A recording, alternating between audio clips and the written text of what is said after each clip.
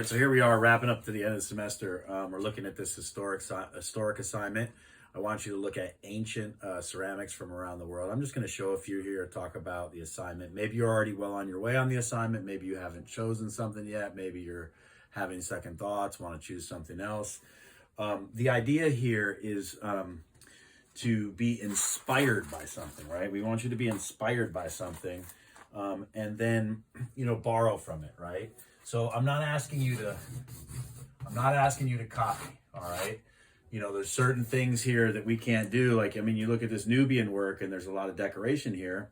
You could carve that decoration, but I'm not providing you with decorating right now because of the circumstance.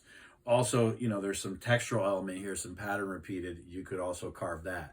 Remember, carving into a pot, it's always a little more successful than adding, right? A lot of times when you add stuff to the pot, it wants to fall off because it was added.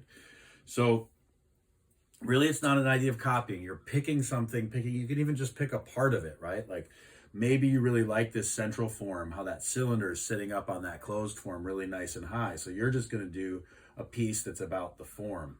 Maybe you like the one over here where it's so bulbous, right? Where it's so bulbous and it's got this shadow, you can't even see where it touches the table. So you're going to focus on that. So that's the idea, to borrow something. Here's that Etruscan form that I showed in one of the discussions. Same kind of idea again here, but you could look at that really sturdy handle as well, or that really thick rim. But again, borrowing some aspect from the historic piece.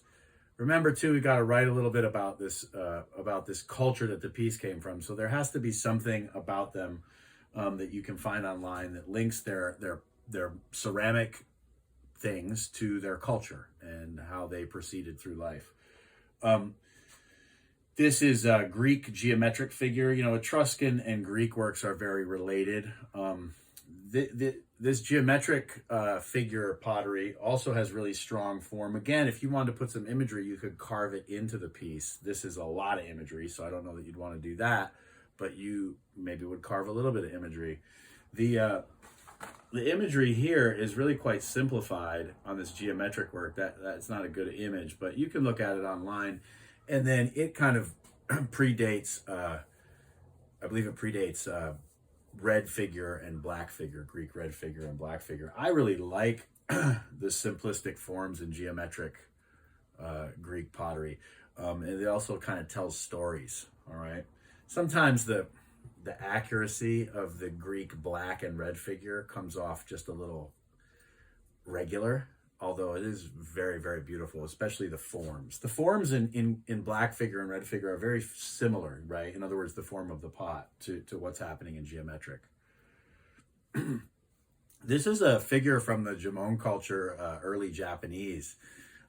Remember, they were the first ones, we find the oldest pots made by them. And this is a real simple kind of example of their pots. Their pots are generally more ornate with those coils kind of coming off the pot and growing around the rim. It's really neat though that they have these figurines. You can see that the feet and the arms are kind of pot-like, but really wild looking figurines. There's more, and there's some in kind of a different style. There's also some figures that are made by ancient Japanese ceramic cultures, ceramic figures, ceramic cultures that are called the Haniwa figures. They're slab built, really cool. We looked at some of this Mimbres stuff. This is Minoan. Look at the beautiful way that image stretches across that pot, that beautiful form, those strong handles. This is a Mississippian piece. Simple bowl, could even just be a pinch pot, could be a coil if you wanted to make it really big. And then, the idea here is a kind of sculptural one, that what's in our bowl is kind of in our belly. So, lots of things to look at. This is Neolithic Chinese, a Neolithic piece from China, really ancient culture. Again, Chinese in itself, when we look back this far, isn't a culture, right? There's all these smaller cultures within China that made these things back in the time periods that we're looking at. So I'm asking you to zero in on something like that, something old. These are these German jugs that I was looking at as well.